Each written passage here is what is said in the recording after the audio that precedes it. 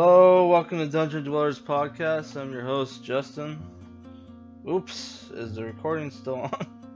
I minimized the recorder. Yeah, it's on. So I'm reviewing.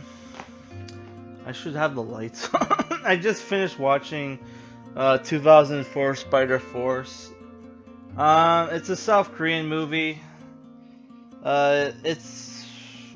Let's get on to the cast and names of all these people. It's a It says it's a mystery horror drama. It's more of like a mystery thriller, but whatever. The director and writer for this movie is Song Il-Gon. I have no idea. It says here he's 49, but he looks super young in his picture. It stars Woo Seong Kim as Kang Min, the main character. Jung Zhu Min as Min Soo Jin. Seong Jang as Cho Seong Hyun. What the fuck? Byung Ho Sun as Kim Cho Chu. And Park Won Sang as Reporter Moon. I have no idea who the fuck that guy is. So this movie, I don't know. Based off the name, I thought it was gonna be like a supernatural, like horror movie. Like the premise is this guy who's a widower whose wife died in a car crash. He's 32 years old. He gets sent to investigate this haunted forest in this South Korean mountain town. While he's there, he goes into this cabin. He finds two murdered people.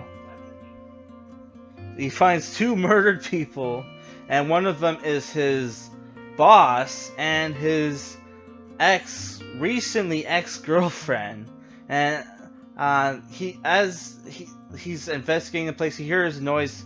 He chases this figure. This figure beats him up, and when he comes to, he's walking down this tunnel, and he gets hit by a car. And what happens is he goes in the hospital. He has a head injury. He's in a coma for I think 14 days or some shit, or 17 days. I can't remember exactly. I had to watch this movie in 2 sittings because I like to watch my horror movies at night, but shit came up, so I couldn't watch it last night, so I had to finish it this night. It's 2 hours long. That's the thing about South Korean movies. They love their movies to be long. I don't know why, but almost every fucking South Korean movie I watch has to be 2 hours or 2.5 hours. So he tells the hospital to call the cops. His friend, who's a detective, gets put on the case, and right away it looks like his friend did it, but he doesn't want to believe his friend murdered his boss and girlfriend. Did I mention that they all worked at a TV station? And after that, I don't want to spoil the movie, but yeah, this movie is basically, if you've seen Jacob's Ladder or you've played Silent Hill 2, this movie has a very Silent Hill 2, Jacob's Ladder. It's a very sad movie because you have this guy who's he's a widower. His wife died in a car crash. He's kind of very sad and depressed. He meets this hot woman at a work getaway, or not work getaway. What do you call those things where your work goes out drinking? I don't know. We've had Christmas parties that were like that, but I've never had done that shit. Yeah, so he meets this girl. she's 27. For some reason, like, though when they first meet, he breaks it. He's drinking out of a glass, and he comes off super drunk. Breaks it. Glass goes in his mouth. He's bleeding from his mouth. He goes outside. She goes outside with him. Gives him like some tissues or whatever. They go back to his place and have sex. What? Who would make out with somebody who just had broken glass in their mouth? I don't know, but they had sex. There's some graphic sex scenes in this movie, but they're not terribly long. Yeah, so they meet, they kind of fall in love, and then like you have his boss who's like this fucking asshole, keeps giving him shit. He has this thing where he'll give like philosophical like quotes and like where he says like shit like if your sword is too short, lunge. If working hard is not enough, double your efforts, shit like that. And then there's the thing where he fires him. Kang Min makes a mistake and he fires him, and it's like, losers aren't people who fail at life. Losers are the ones who gave up on life, which was that was one where like, okay, that's the actual good one. Yeah, so it can't.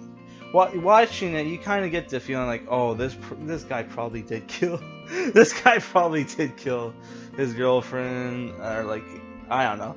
And then like that's the problem with this movie is like you have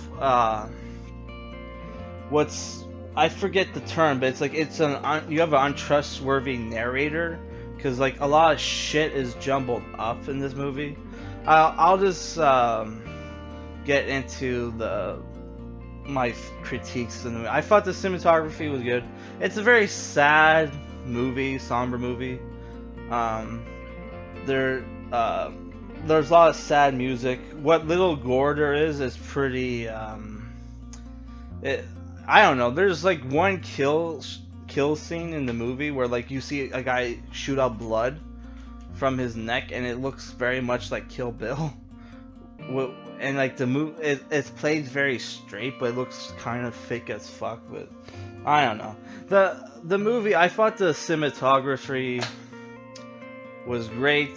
The music, you have this somber atmosphere. Like there's a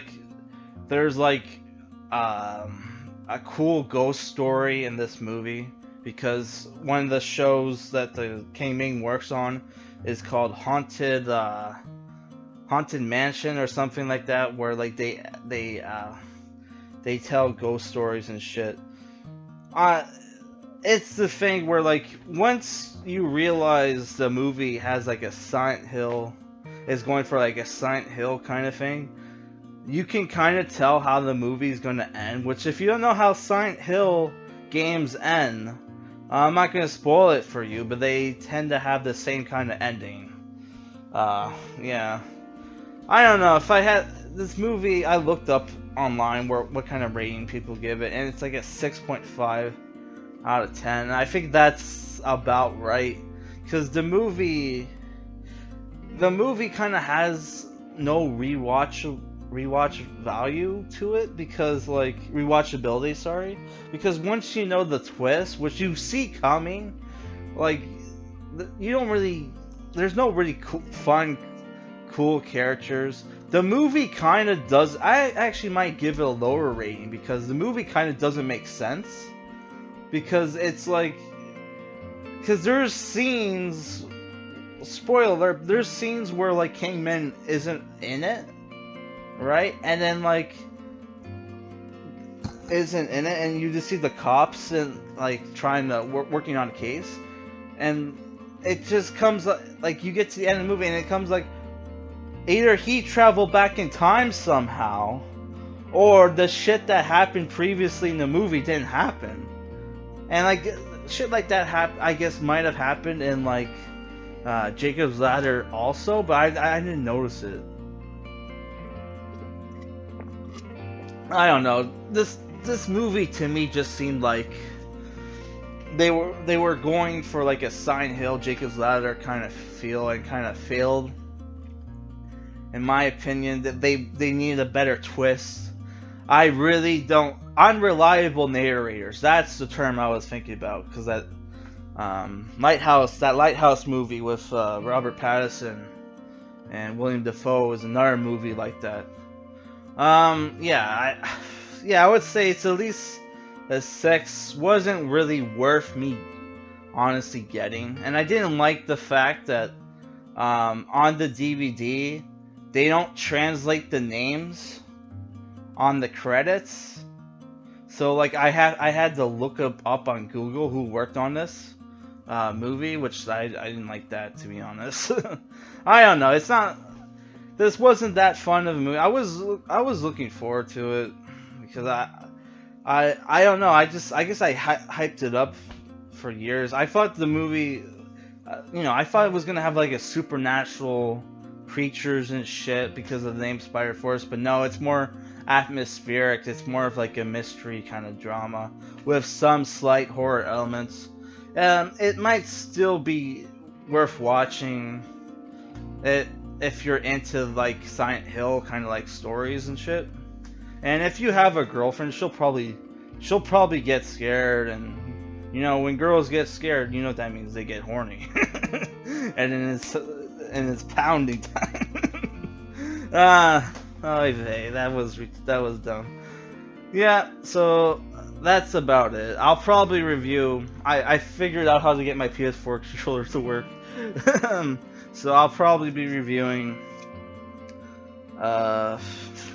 Scary Stories to Tell in the Dark next, which someone won somebody won the contest for the digital code, so that contest is not a thing anymore. Next time I buy shit, we'll do it again. All right, peace.